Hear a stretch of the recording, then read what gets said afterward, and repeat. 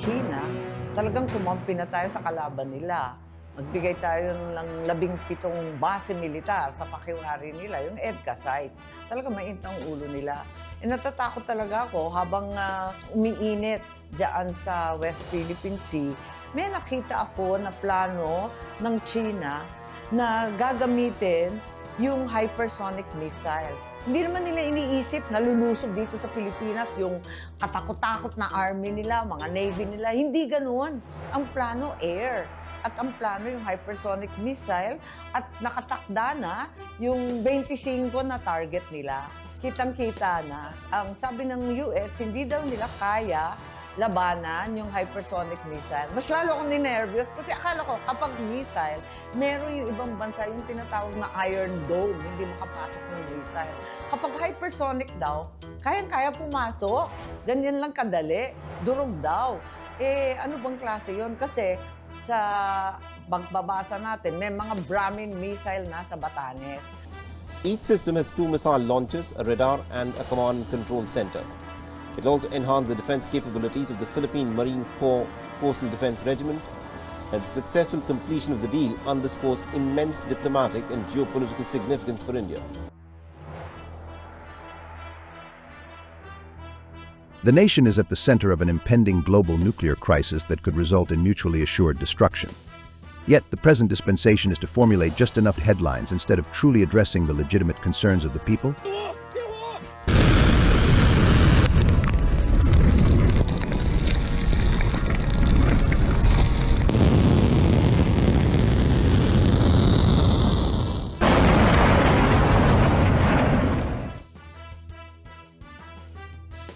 The truth of the matter is Imee's hypersonic headliner is 4 years late. So why tell it now? First up, the DF-17 conventional missile formation, led by Major Generals Zhang Jianqiang and Wang Xingbo. The DF-17s are used for precision strikes against medium and close-range targets. This is the weapon's first public appearance.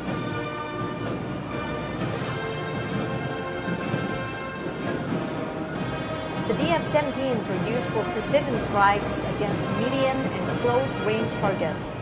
This is the weapon's first public. The truth of the matter is Imee's hypersonic headliner is 4 years late. So why tell it now? Based on empirical evidence. The Dutertes have the solid South, we are assumed to have the solid North, the Marcoses. So parang marriage made in heaven yan. So, Want him to run for the presidency? no, I don't. The truth, as his manang, as his older sister, I think it's very, very difficult. Okay, but you would want him to run for the vice presidency. You support that? I'm a little bit like my brother. At this point in life, we've been through so much. It's all destiny.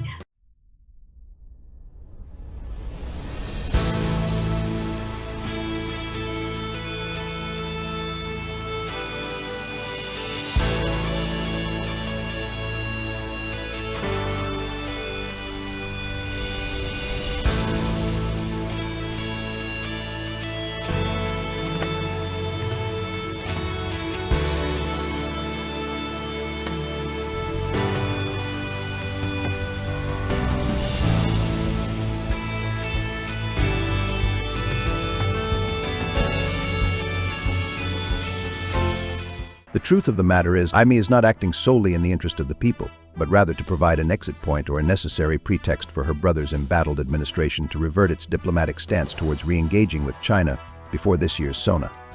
This can be substantiated for at least 3 reasons. There is no other positive narrative since Vice President Sara's departure from the Department of Education, the only well-performing department under this administration. Salamat sa suporta, salamat sa pagiging matatag. The nation will forever be in your debts. 2. It's noteworthy that Imee's sudden pronouncement came days after United States President Joe Biden's bad night. What I'm going to do is fix the tax system. For example, we have 1,000 trillionaires in America. Billionaires in America. If they just paid 24%, 25%, either one of those numbers, they'd raise $500 million, billion dollars, I should say, in a 10-year period, making sure that we're able to make every single solitary person eligible for what I've been able to do with the with the COVID. Excuse me, with dealing with everything we have to do with. Look, if we finally beat Medicare. Thank you, President Biden. President Trump? Well, he's right. He did beat Medicare. He beat it to death, and he's destroying Medicare. And, he had a bad night. He did.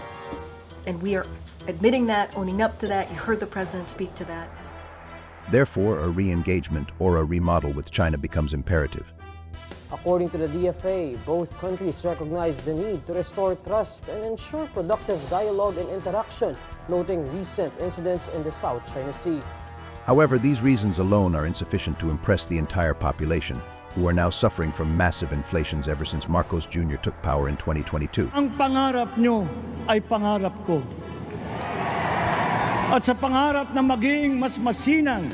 Above all, this administration must immediately clarify why the U.S. military is reportedly storing nuclear warheads in EDHA sites, as indicated by Russian intelligence reaching President Vladimir Putin's desk, which is a blatant violation of the 1987 Constitution.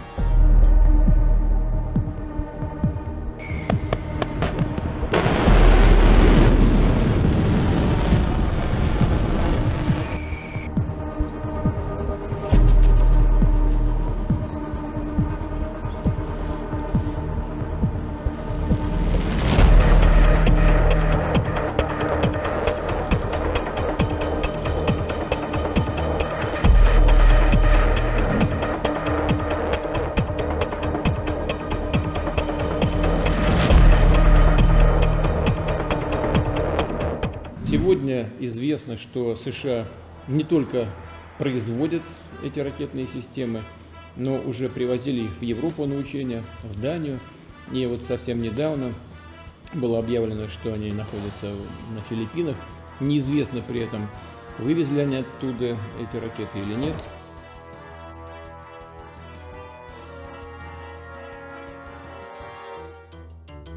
While editing this video, breaking news from U.S. media suggested a failed assassination attempt on Trump. Morning, you're watching Outsiders. This is devastating news. Shots fired at Donald Trump at a Trump rally less than an hour ago. The former president appeared to have been clipped by a bullet. There was blood clearly visible around his ear. But after ducking down and being swamped by security guards, Donald Trump was clearly seen pumping his fist defiantly in the air, yelling out, "Fight, fight, fight," as he was rushed away. Donald Trump is alive after surviving what looks at this stage to be an assassination attempt. This is massive news and something many of us have feared for many years. It's no wonder the Philippine National Security Advisor is once again shifting the country's position away from last week's re-engagement with China. Despite an agreement last week to de-escalate tensions, the Philippine National Security Advisor stressed that Manila will not back down against tactics that seek to jeopardize the country's security and stability. Now that the first attempt to eliminate Trump has failed, will the Marcos administration shift back to where it was last week? As you should realize by now, the situation is highly volatile. The enemies of humanity do not want a peaceful resolution to the global conflicts they initiated in Ukraine, Palestine, and previously in Syria. It is imperative for the present government to refrain from taking any stance that could unnecessarily risk the country against those striving to eliminate the old parasitic hegemon determined to impose full-spectrum dominance over the entire planet. Welcome to Deeper Insight, a free online service where pressing events of the day are discussed freely and conversations are broadened to spark real public action. Each week we take a deep dive into headliner topics with geopolitical analysts and everyday visionaries. Get ready to explore new perspectives that challenge the mainstream narrative and ignite your curiosity farther than you've ever been before. If you want more objective analyses just like this, please share and subscribe to this channel. Until next time, let's keep the discussions flowing. Remember, don't just read the headlines. Question why they happened.